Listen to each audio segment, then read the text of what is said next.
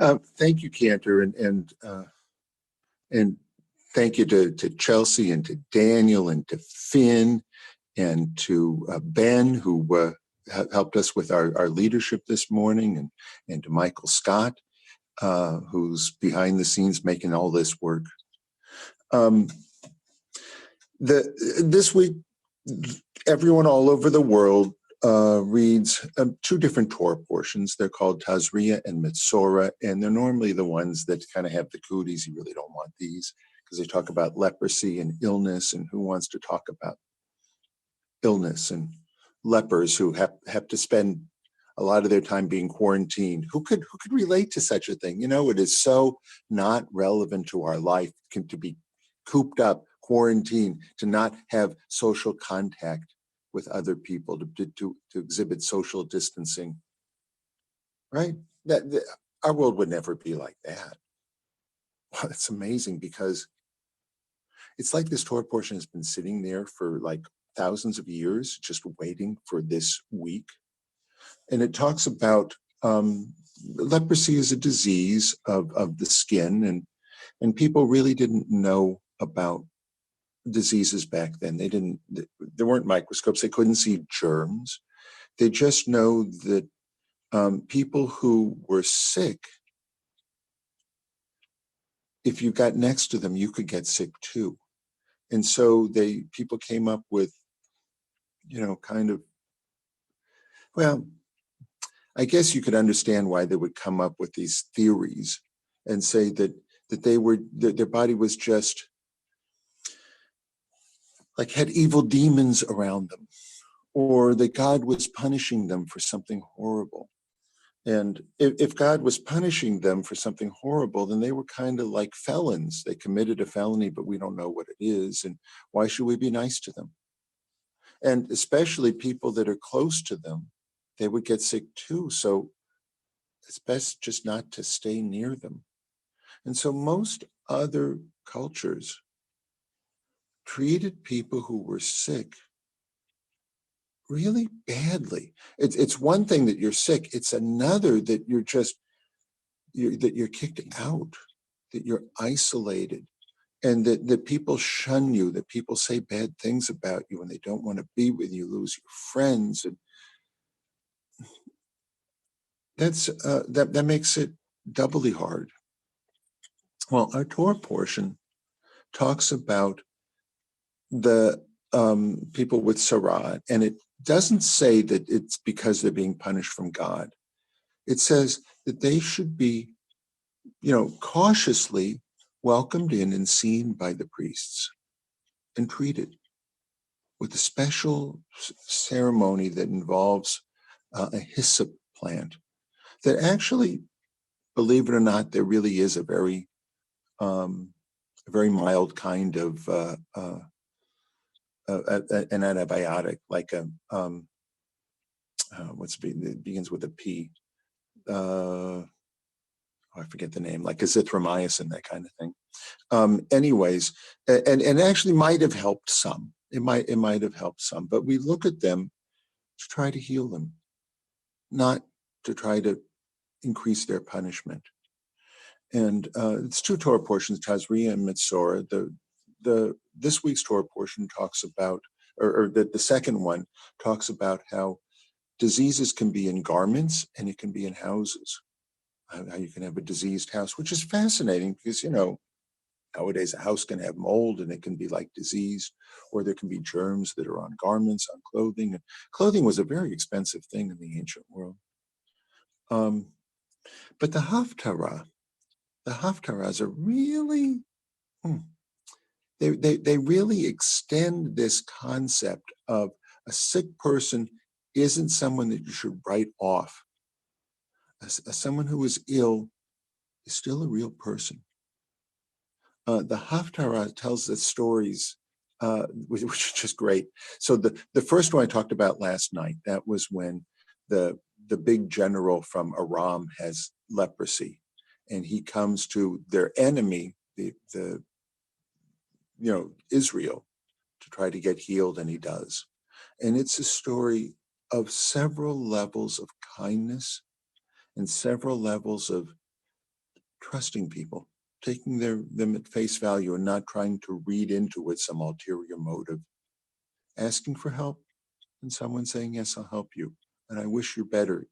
I wish that you would get better, even though you're my enemy. I'm in Israel, and by the way, we're just about to celebrate Israel's Independence Day. Israel does a tremendous amount of healing people, even countries for whom there's a war going on. We work hard to heal the sick of other countries. The Haftarah, the second, is in the second one of this double Torah portion. It comes from 2 Kings chapter 7. I'll set the stage. That's sort of the end of chapter 6. We've got Aram, which is Syria, laying siege and attacking Israel. And there's some interesting little prelude stories where Elisha, the man of God, sees that they're all coming and asks God to bless them to strike them with blindness. So this whole army is struck with blindness, and they come to Elisha and they can't see anything. And Elisha says, "What are you doing here? You came to the wrong place." And he leads the whole army into Israel, into one of the capitals of Israel in Samaria. And they all become prisoners of war. And Israel, the Israelite king, who was not a wonderful king at the time, says, "Do we kill them all?" And Elisha says, "No, just treat them decent and send them out." And he did. And they did. None of them ever again came to attack Israel, which is fascinating. But then the story continues a little bit later. Maybe it was earlier, maybe it was later, but the king of Aram does still send siege to the big city, to the capital cities in Israel. And the siege is really bad, and no food is getting in or out. And the people inside are really hungry. And it's described in some ways that they said people were even selling refuse, like garbage, for money, because you might be able to find something to eat out of it. There was nothing to eat. And there are very dramatic stories about people eating things that you would never think to eat. It tells you just how bad it could be. And the king of Israel at the time blames the prophet Elisha. And Elisha says, "Well, you know what? We just have to hold on a little bit longer. Things will get better." And the king doesn't believe him. Well, what happens outside of the town, it now jumps to the story. It's almost comical. It almost plays out like a sitcom in a movie. But we get the point of view of 4 people who are afflicted with leprosy. And the people who are afflicted with leprosy aren't allowed in the city because people didn't want them to be, because they didn't want to get the disease. They had to stay outside of the city walls, which was a dangerous place because, there's wild animals and stuff like that. And, it rains. They're just not protected by the city, which has the walls. They're kept out there. And these 4 people with leprosy, they start talking and they say, we need some food. We're going to die. And they said, we could stay out here and we might die. Or we can go into the city and everyone will hate us and there's no food there. We might die in there too. Or we can go to the enemy camp and maybe turn ourselves in. Maybe they'll treat us as a prisoner of war. Maybe they'll feed us. I don't know. Maybe they'll kill us, but I guess that's the best option to do, was to go there. Now, they're kind of walking like ghosts because no one on any side wants to get near someone with leprosy. And they go walking towards the city. And God does an interesting thing. God makes the people in these in the Syrian camps, not the city, the Syrian camps where the whole army was stationed. He makes them hear the sound of horses and chariots, or she makes them hear the sound of horses and chariots. And all of the soldiers of Aram get scared. They say, oh my gosh, maybe the king of Israel has hired the Hittite or the Egyptian kings and they're coming after us. We better leave right now. And so they tied up their horses and their cattle and stuff like that. And they left everything. They ran as though the whole town was on fire. And so these 4 lepers came in, and they came into a ghost town. But everything is, all the food is there, and all of the animals are there, and there's gold and cloth and all kinds of things, and they're having a feast. And they go from one house to another, and there's just more and more and more food. And they say, oh my God, what are we going to do with all this? And they said, well, yeah, I guess we probably